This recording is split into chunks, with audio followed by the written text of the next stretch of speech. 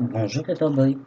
Le sujet de la semaine, c'est notre relation avec notre famille, si nous ont accepté ou rejeté.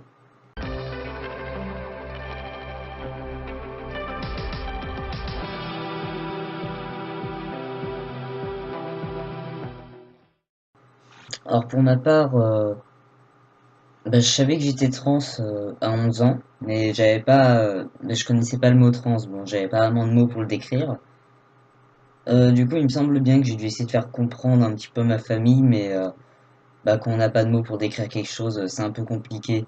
Et de toute manière, ils pigeaient rien. Ensuite, après au lycée, j'ai eu plus les mots. Et c'est vraiment à 17 ans que j'ai fait un vrai coming out à ma famille. J'avais essayé un moment avec mes parents, mais ils avaient rien compris. Du coup, quand j'ai trouvé mon prénom, j'avais essayé avec ma sœur au téléphone.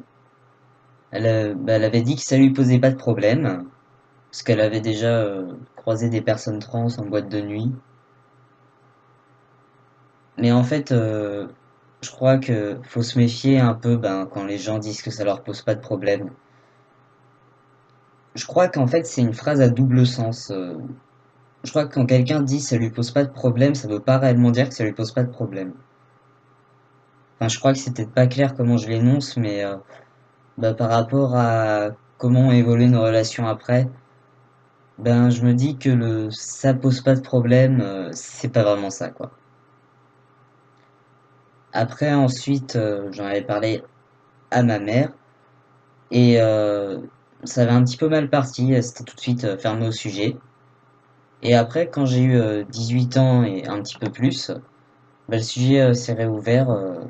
Aussi, en même temps, j'ai été dans une résidence un petit peu comme celle-là. Et du coup, je vivais plus réellement chez eux. Donc, par téléphone, elle m'a expliqué qu'elle avait vu un documentaire sur la transidentité. Puis soudain, elle comprenait plus et ça s'est vraiment plus arrangé et c'est beaucoup plus ouverte sur le sujet. Le documentaire, en plus, le truc qui est marrant, c'est qu'il avait un nom qui posait problème. Je pense que vous avez peut-être dû déjà le voir, ou alors peut-être que vous en avez pas entendu parler, mais du coup, il y a quand même des traces de ce documentaire-là sur Internet, je pense. Je sais plus sur quelle chaîne il était passé, mais c'était transgenre, le dilemme fille ou garçon. Enfin, le nom était extrêmement maladroit. Mais en soi, je pense que le fait que les médias ils parlent de nous, c'est pas forcément une mauvaise chose. Ça peut améliorer des relations avec la famille. Et par rapport à ma sœur, par contre, ça s'est quand même dégradé. Déjà, elle m'a outé à son copain et à la famille de son copain. Ils m'ont considéré comme une menace, je sais pas si c'est toujours le cas, comme quelqu'un de totalement dingue. En tout cas, ils me voyaient comme une menace pour leurs enfants, alors que franchement, la menace quoi! Oh là là, je fais peur! Du coup, avec ma mère, on a plusieurs fois essayé d'argumenter. Avec ma sœur, pour que ça arrête, c'était plutôt assez conflictuel. Bon, actuellement, en face de moi, ma sœur, elle a des approches un peu plus délicates. En tout cas, elle dit plus mon dead name en face. Je sais très bien qu'elle l'utilise toujours. Parce que ma mère me rapporte tout. C'est pas forcément une bonne chose en soi, mais c'est comme ça. Mais même les approches de ma sœur en face, ça sent quand même pas mal le faux. Je sais pas trop quoi penser, mais en tout cas, par rapport à ce qu'elle dit derrière mon dos, toujours de ce que ma mère me rapporte, c'est pas vraiment ça et quand même par en face, ça sent vraiment le faux, quoi. Bon, avec un petit peu de temps et en prenant un petit peu de recul, ce que ma sœur peut dire de moi, ça m'atteint quand même un peu moins. Mais bref, c'est pas ça et dire que c'était la personne à qui ça posait pas de problème, quoi. Donc, pour tous ceux qui sont pas encore out avec votre famille, si jamais vous faites votre coming out avec avec quelqu'un de votre famille et que cette personne vous dit ah, tu es trans? Ah non, mais moi ça me pose pas de problème, j'ai pas du tout de problème avec la transidentité. Surtout que parfois ils vont pas dire le mot transidentité, ils vont dire le mauvais mot. En tout cas pour ma soeur c'était le cas.